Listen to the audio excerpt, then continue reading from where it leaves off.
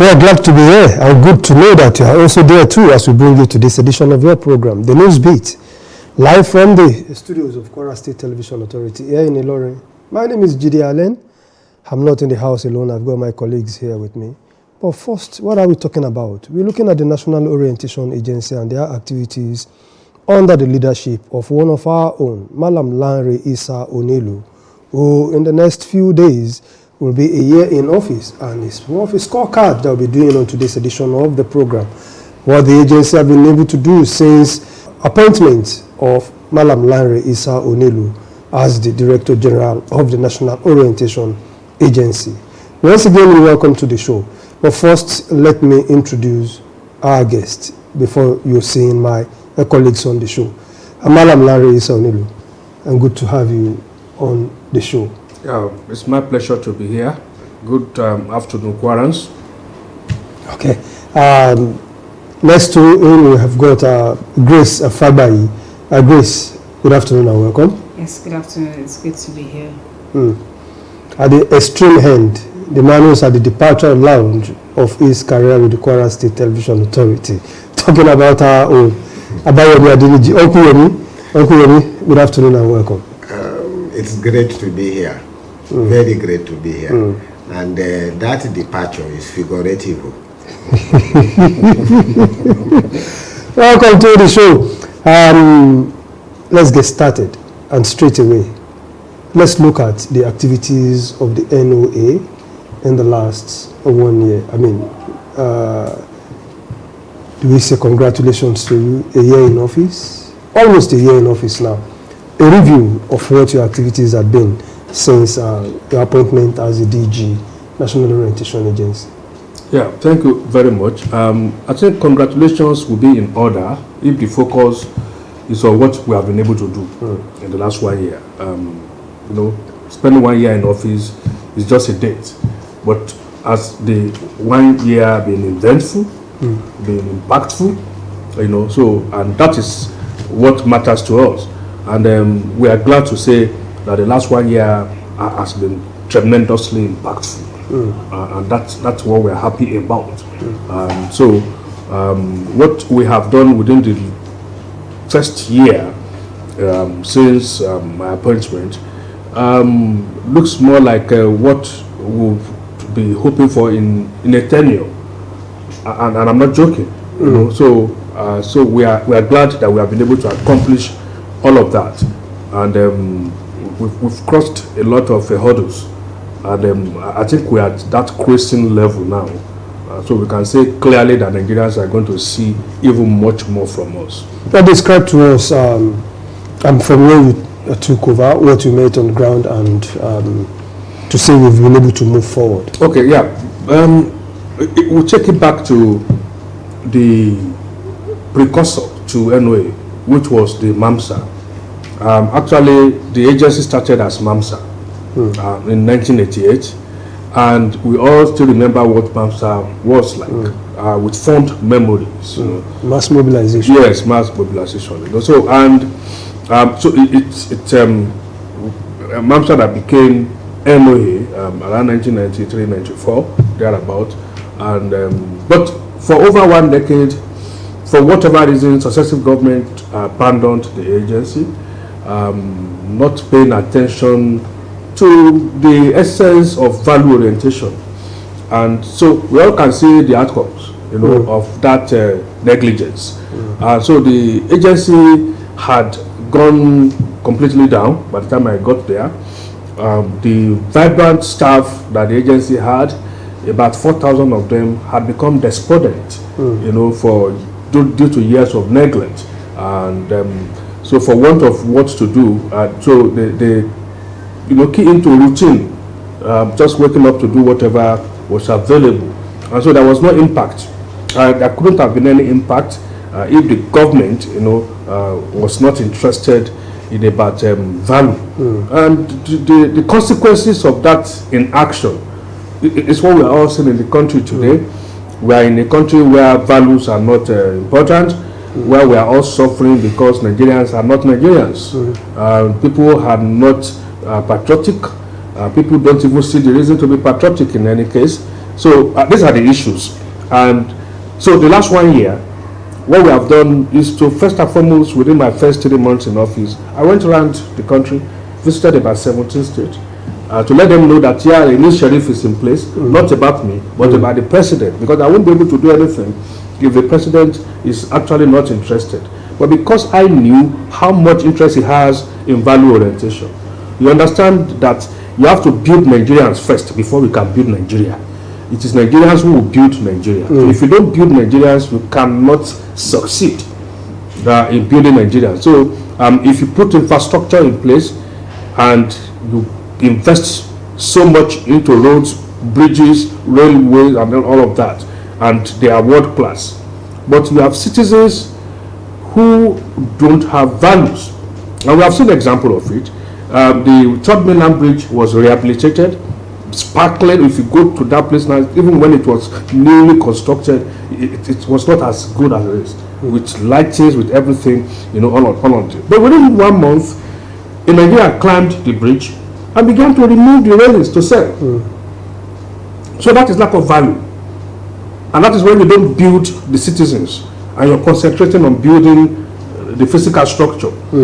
Now, the entire 8 years of President Muhammadu Buhari, the biggest investment he had in any project was on the second Niger Bridge. It was the most expensive investment he made throughout his 8 years. But this bridge, as valuable, as expensive as it is, with public resources, a Nigerian climbed the bridge to remove the metals there. So this is lack of values. We saw that with the rail system. System. They remove the sleepers, to sell for whatever. So nobody will want to do that in a country where values are taken seriously. And so and that's why we thank God that the president understands this, and he has given all the support that we require to be able to function. And we also are able to sit down, identify what the gaps were. There have been past efforts at galvanizing Nigerians on patriotism, love, for the country, but it has not worked.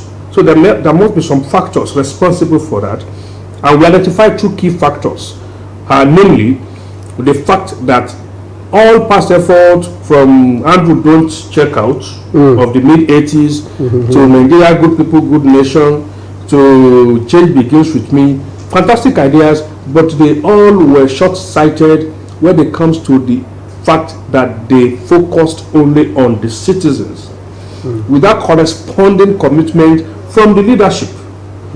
So it cannot work when you are asking the citizens to be patriotic and the leadership is not taking any responsibility upon itself to demonstrate example, to lead by example, to show commitment, to show patriotism at that level. It is only then that the citizen also can key in. So that was one thing that was missing. The other aspect that was missing was the fact that there were no institutions created to even nurture Nigerians on values. And the institutions that were in place before had not been taken serious anymore. So they've gone down. We used to have civic education in schools those days, where people learned basic ethics and values. We no longer take it serious. We don't even know our own history, because history was yanked off the curriculum. So all these were the issues that we identified that in the last 1 year we have been able to completely correct all of those things, and they are back in place.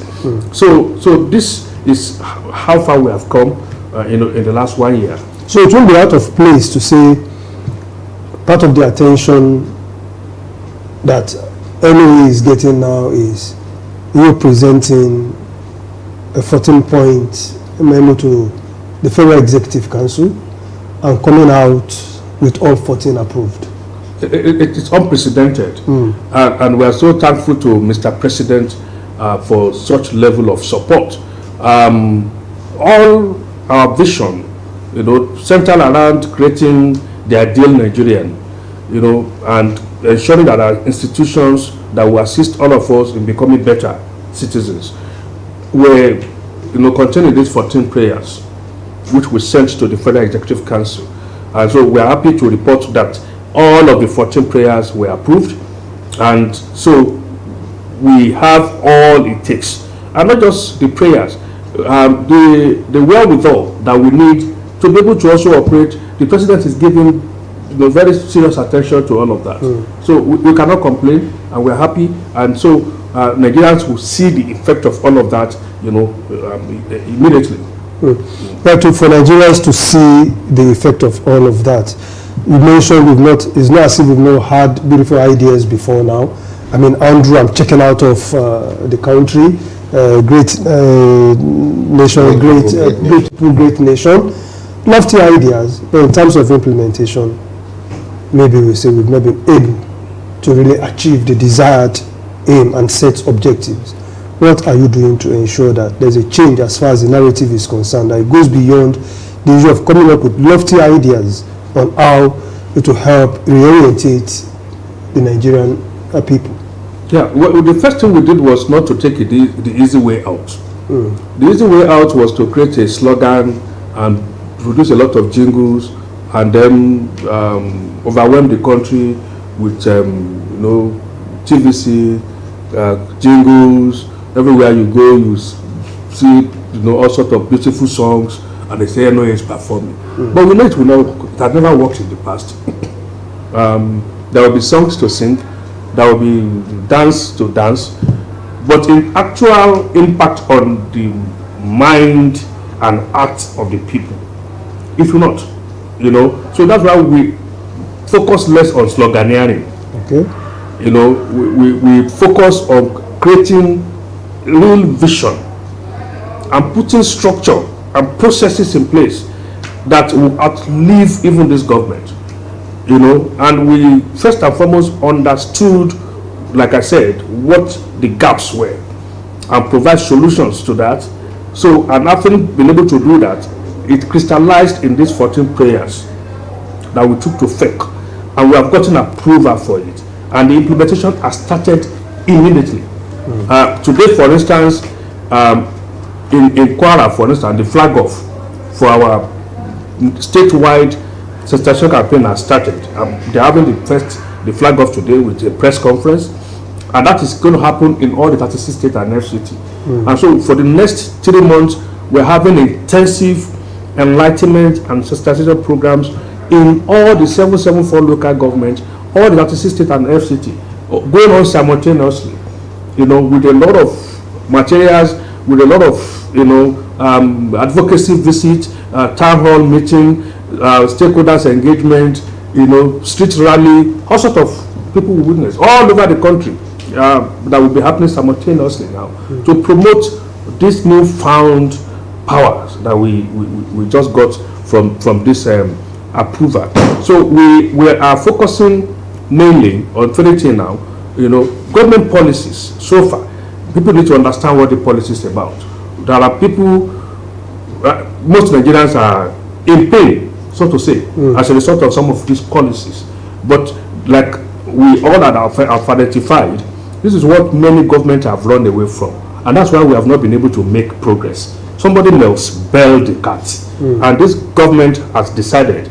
And many of us who supported President Bola Ahmed Tinubu, in the 2023 election, it's because we know him for being courageous. We know he's a brave man. He will not run away from doing the right thing just because people will not clap for him. It's not into a popularity contest. All he wants to do is to ensure he does the right thing. He did it in Lagos. People complain in the first 2 years. But the ordinary man on the street needs the buy-in of, you need the buy-in of the ordinary man on the street. Exactly. That's why we're embarking on this nationwide sensitization and enlightenment. To let people know, say, yes, government acknowledges your pains, but it's like the labor room pains, where a woman will say, this is going to be my last time of trying this out. But immediately the baby is delivered, there is joy, they rejoice, and they are ready to go eat again. So that is what this is all about. So we should see it as a necessary journey towards ensuring that for once in this country, we now have a solid foundation for progress and prosperity. So we must cross this particular, bridges to ensure we get to that place. So that is one of the things that we are carrying to the people all over the country simultaneously. Secondly, is the issue of the National Values Charter. There's a charter now, which is part of what FEC has approved, that defines the responsibility of the citizens and as well as those of the leaders. Unlike before, when it was all about the citizens. But this time around, we have for the citizens, we have for the leaders, under the two components of the charter, because charter is an agreement. That's an agreement between the country and the citizens. So the country has what we call the Nigerian promise. If you go to America, you have the American dream. That's where the values are ensconced. So in Nigeria now, we have the Nigerian promise, which means for every citizen, Nigeria has made some promises for you to look forward to. And you see, you cannot legislate patriotism. You cannot enforce it. You have to motivate it. You have to create conditions for people to willingly be patriotic. So, and for you to create that condition, you must also give that promise. The two main faiths that we practice in Nigeria, that is Islam and Christianity. Imagine if those two faiths, God didn't put a promise in place that you're going to heaven. If you take that out, why should anybody go to church or mosque? It's because there's a promise. Government has made commitment. God has put commitment in place and say, if you do this as a Muslim, you will go to Jannah. If you do this as a Christian, you will go to heaven. So it is that promise that is driving us. That is the motivation. So this country now is putting a promise in place to motivate us to say, okay, this is what I'm going to do as a country for you as a citizen. And so we can also now hold those who are in government positions responsible, accountable, whether they fulfill those 7 promises or not. It's the same way the citizens also now have taken upon themselves the responsibility of giving back to the country that has made that promise to them. And that's what we call the citizen codes. So the codes of conduct, which are also 7 pillars, is what the citizen, you and I, all of us, are giving back to ourselves and to the country in exchange for the promise that the country has made. So once the two sides have taken on this responsibility and have embarked on this journey of fulfilling the promises and the codes, then we have embarked on the journey to nationhood. The value orientation journey has begun. The process of building a nation that is prosperous, that serves all of us, has begun. So, and no country in the world has reached the destination, but you must define the destination, and then you must create the path to follow to get to that destination. So that's what this 7 for 7 campaign. So, along with communicating government policies, explaining to Nigerians why we must go through this temporary phase of pains before we get into where we all are going to be happy, we also are taking the issue of value orientation also all around the country, which is the second issue. And then the third one is the issue of national symbols. You cannot build a country where you don't have a national identity. And part of the identity of this country, beside the fact of defining the attribute of the citizens, is also to ensure that those things that constitute the national symbols are respected and they are not abused. And it is out of that respect that we give to it, is that respect we are giving to our country.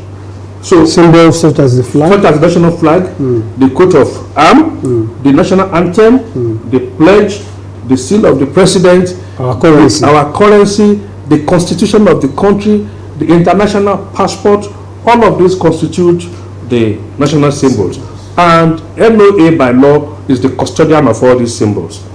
And it's our responsibility to ensure they are not abused. It is our responsibility to ensure that they are respected.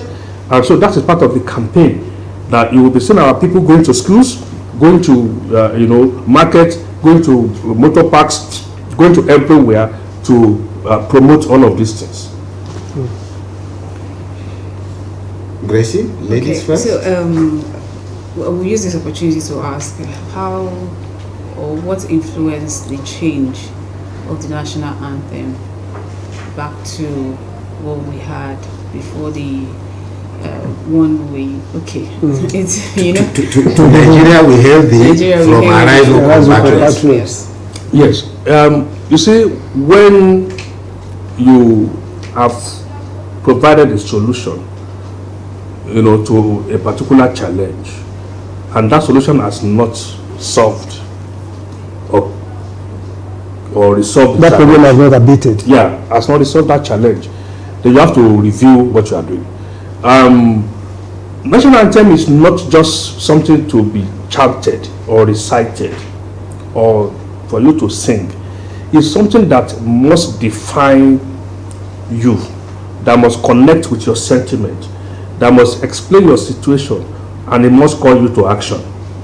The situation we have found ourselves in this country is the situation of disunity, where people identify themselves first by their tribe and religion. And so there's so much disunity in this country. And allies, you people cannot arise when they are not even united.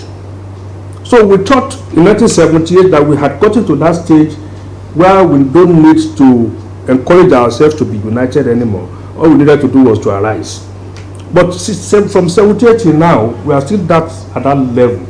So that national anthem, the one that we are using now, which was the first one, speaks to our situation directly, speaks to our sentiment directly, explains who we are, and tell us what we need to do. Nigeria will hail thee, our whole dear native land. Those are words of endearment. Though tribes and tongues may differ, that's an acknowledgement of our differences. Diversity. A diversity. In brotherhood we stand. That notwithstanding the differences in our tongues and tribes, we must stand in brotherhood. Nigerians all are proud to serve. That despite all this, we must also be proud to give in whatever we can, as citizens. So by the time you take it and you go even into the second stanza, and you are talking of the issue of our flag being our national symbol. If you see the way our flags are being abused today, you go to, when you see a flag, you'll be seeing, this is what you have on the screen now. You see, these are the flags you see everywhere. You see flag with coat of arm. You see the one with lace around it. Any flag that is, anything has been added to, it's not a Nigerian flag. And even the grey, white, green, it is not just any green. It's a specific color code called Emerald 2.0. That is the color code for our green. I see. So all these are important. When you go to some institutions today, even institutions of government, you have flags that are faded. Some institutions you have torn flags.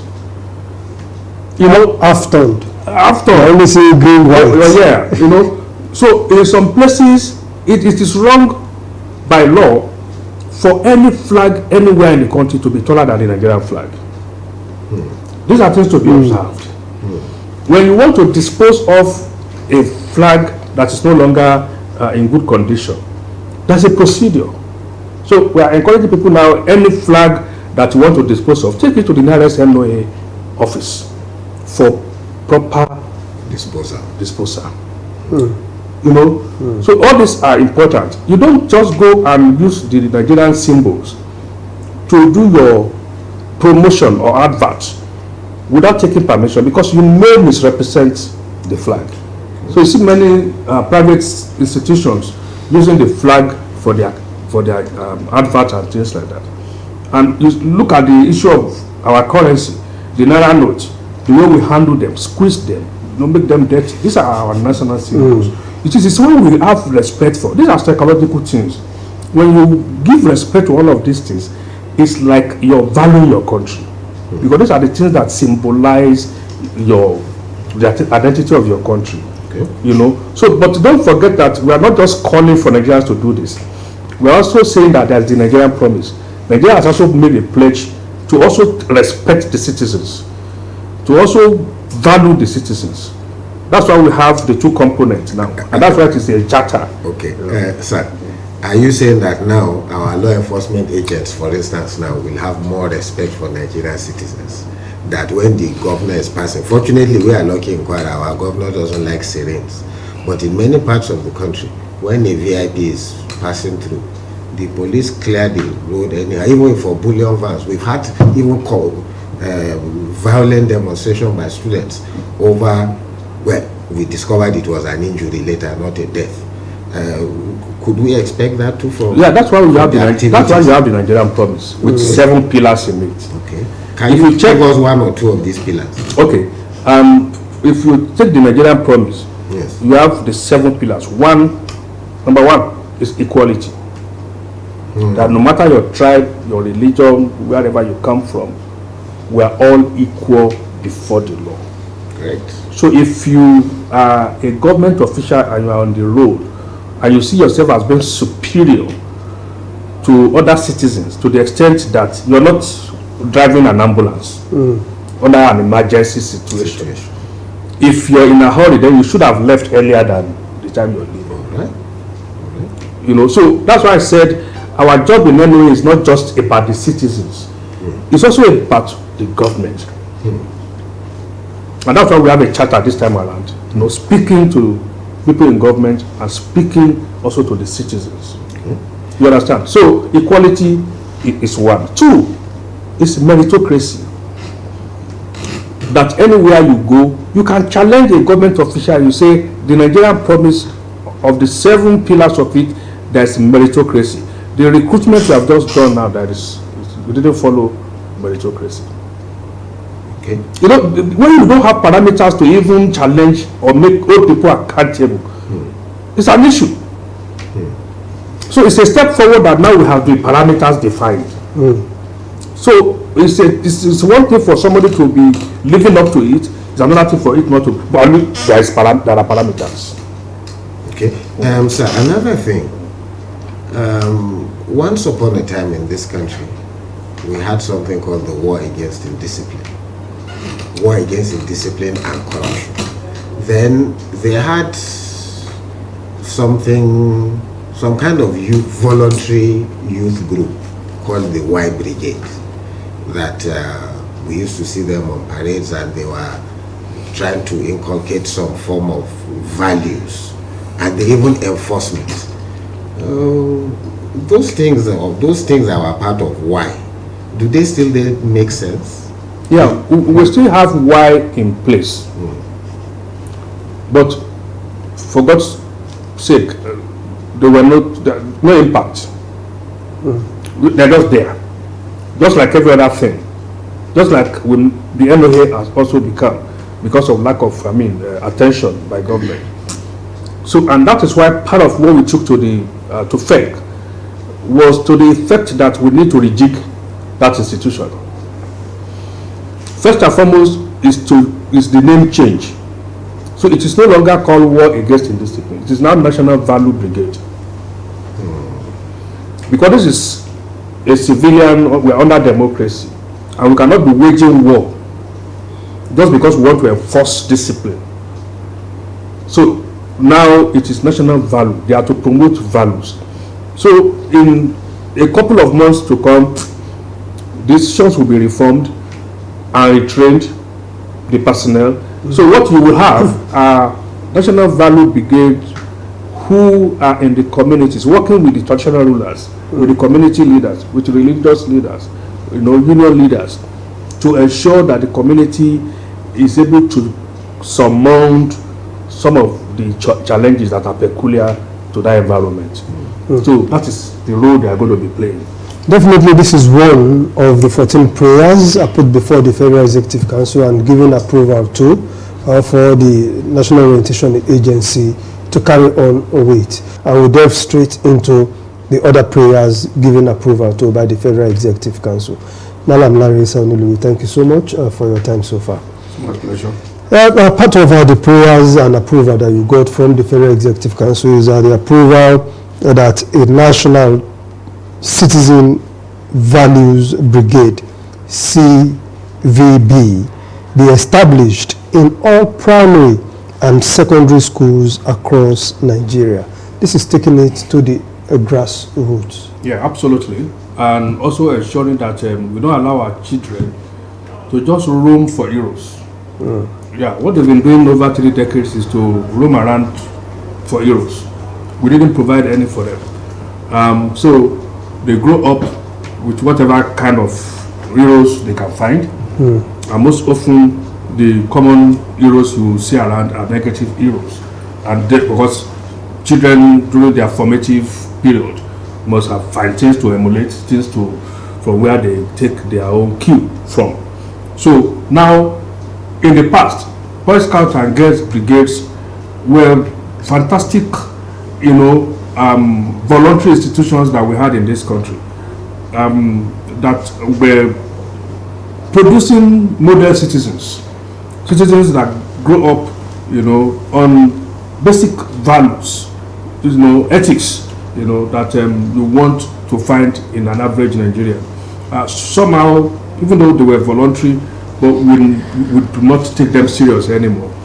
So now what the country is trying to do, what FEC has just approved, based on the submission by NOA, is to say, yes, let's now get these citizens together at that level in primary school and secondary school. Create that institution that they can join voluntarily with government support to raise them on values and now create new Nigerians out of them, and so that their peers can see example of who a Nigerian is supposed to look like. So it's about nurturing, and so it's an institution for nurturing, if you like, an institution for indoctrination of those citizens based on the values as contained in the National Value Charter. So we are starting with 37,000 this year, 1,000 in each state, in primary and secondary school.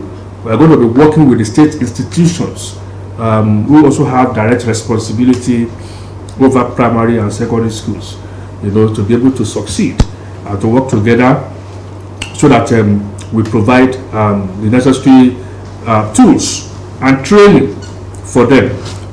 In a couple of weeks, we are going to launch a national entry where Nigerians who are skillful in designing will submit designs of uniform.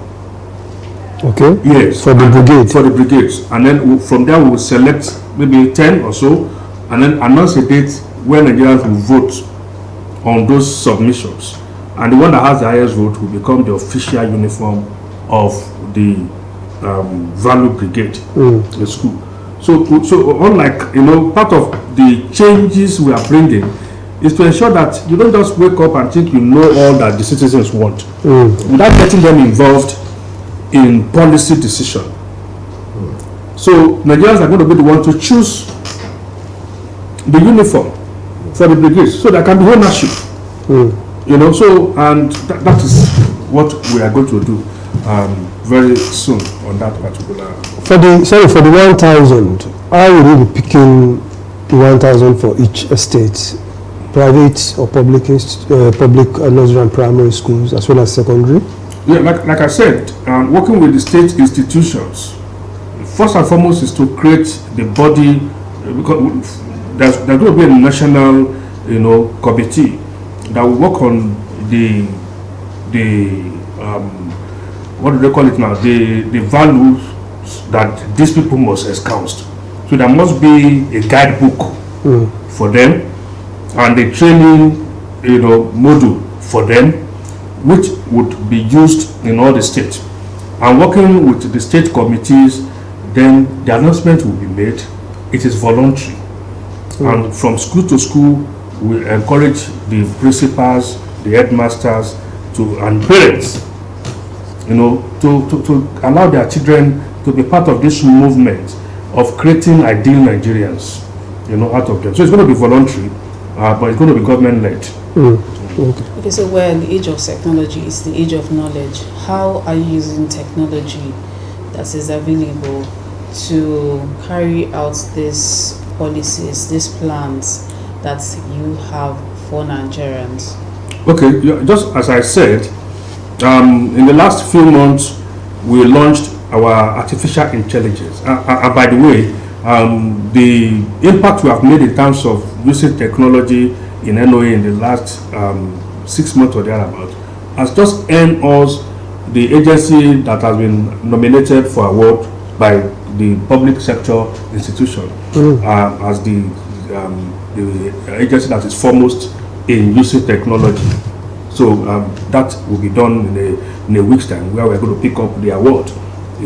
So we have artificial intelligence we have put in place. That's 2-3 months ago. For the first time, we did what is called gamification in this country, where we raised about 100 questions around government policies, and people online carry out that exercise of quiz. You answer the question, and once you finish, it gives you your scores and give you the answers to the one you got wrong. And instantly, for each one you got correctly, you have airtime on your phone as incentive. But the idea is to get people to understand government policies. It's also technology that we use. Now, on your phones, if you go to noa.gov.ng, you will find what we call Claim there. It's an AI voice and chat assistant. If you click on it, you can have conversations as you're having with me, with Claim, that represent us as an agency. And you can ask about any government policy. Claim will tell you. You can also, through chat, you can send your question. It will give you the answer to any government policy you want to ask about on any of your devices, your computer, your phone, anywhere you find yourself, anywhere in the world. Just go there and you find it. So this is also technology that we are using. I speak to the fact that we are not only communicating government policies, we also generate feedback for government. We have also put technology in place to make this easier for ourselves. So now our staff in all the 774 local government easily they use the template for collating reports, get the reports, upload it, and the system analyzes the entire report from all over the country and produces the report with charts, with graphs, with everything, breaking it down. And then this goes to the table of the president, the vice president, the senate president, the speaker, the service chiefs, and we're extending to the governors now. So they can see what people are saying, they can see what is going on in every part of the country. This is also technology that we have put in place. So we are in NOA today. We also have our own studios, both for visual and audio productions. And it's such that with our AI technology, all our COMOs, that is the title of our local government staff. COMOs stand for Community Orientation and Mobilization Officers. All our COMOs in all the local government can do live broadcast from wherever they are. Yeah. DJ sir, one of what you've said is quite impressive. But over the years, the Nigerian elites have been very much alienated from we that are not the elite. What do I mean? There are communities that are not accessible by motor vehicle all year round. Yet, a member of the National Assembly from that community requires or is riding a vehicle for 160 million in communities that they are being plied by Omalanke or Akorikura, pick up. Now, and you are saying that you have a feedback mechanism. Has it been possible for you, for the COMOs in some of these areas to be able to tell you how Nigerians are hungry, how it is costing, according to the National Bureau of Statistics, a minimum of 1,260 naira for a Nigerian to eat a full meal? Are you aware of this? And is there any way through your feedback mechanism that this can go back to, say, the Speaker of the House of Representatives, for him to know how much he is connected or disconnected with the people that voted him into office or voted legislators, members of the National Assembly into office? Yeah, well, a lot of questions are rolling to what I've just what you have just said. But let me unpack them. Thank you very much. First and foremost, the 160 vehicle that, I don't know the figure, but I mean, we're just using the figure you use. Okay. 160 or more or less. That was used for vehicle. It's not for luxury. We all have representatives, either senators or House of Rep members from our area. And we imagine when they come home and they need to go around all the communities. How do they do that? These are utility vehicles.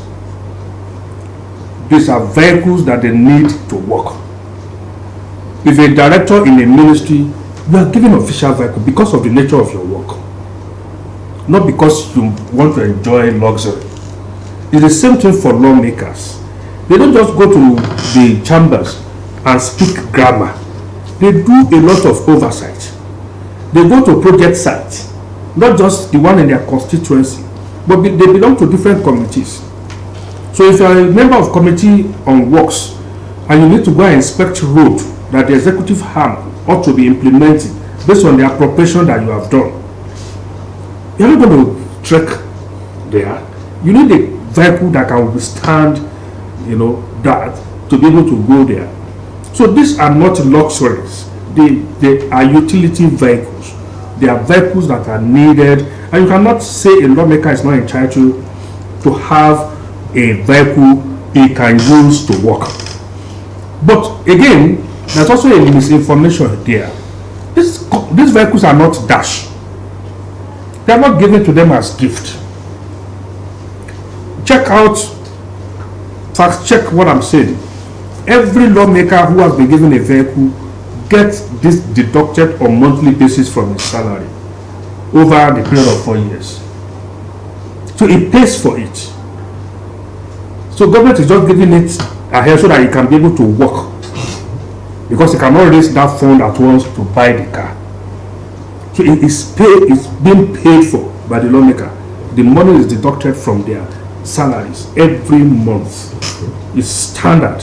So that is one aspect of the question. About feedback on what Nigerians are going through. Yes, even the president has reiterated that.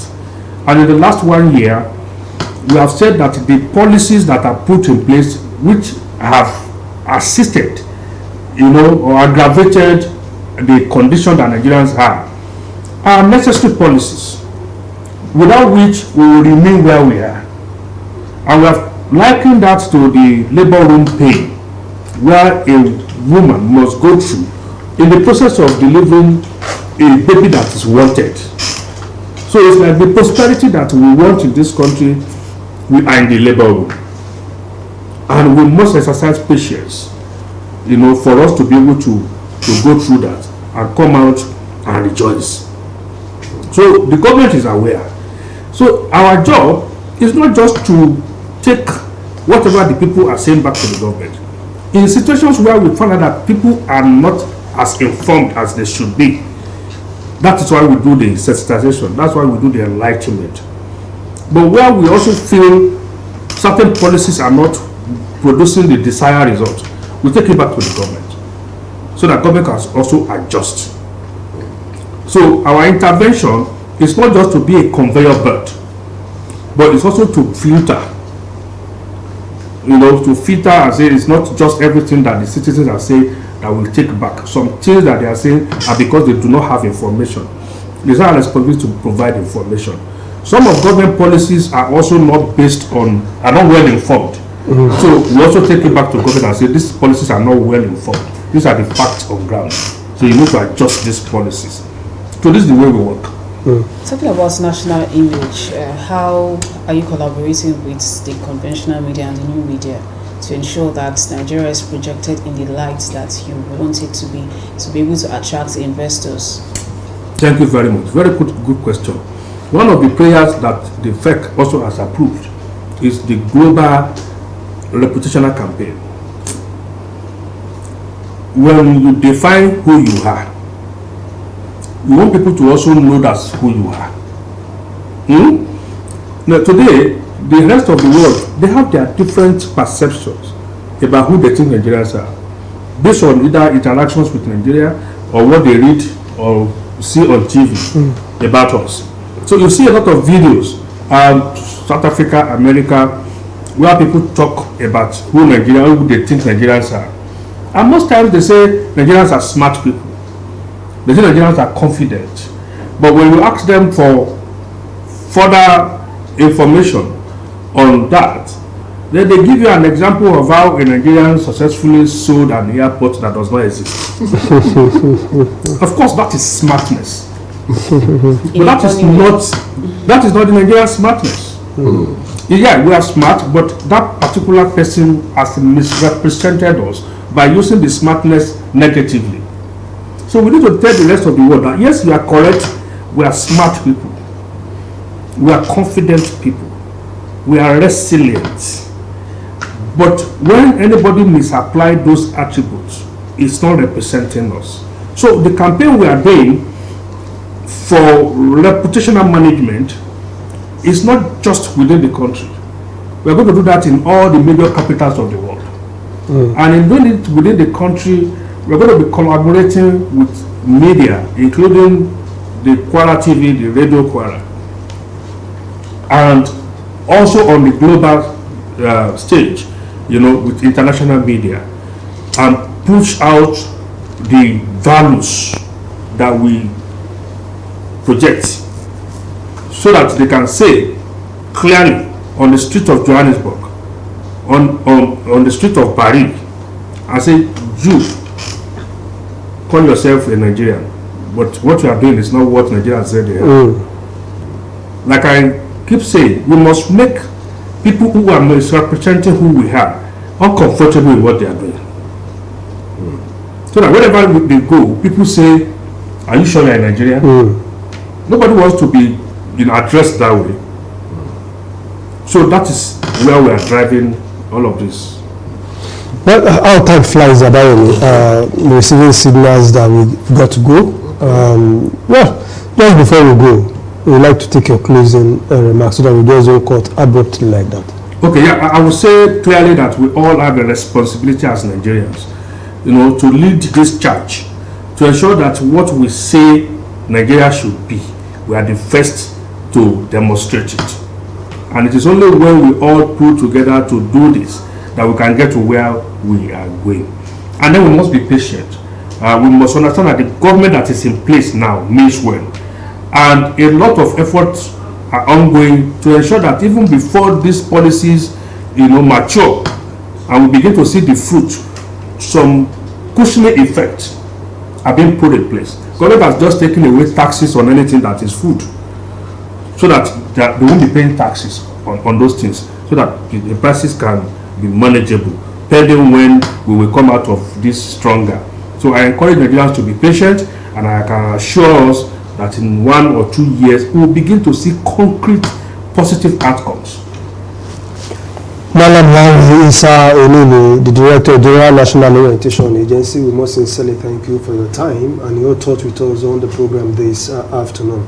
We can only but wish you the very best in your future endeavor. Thank you very much. Always proud of you.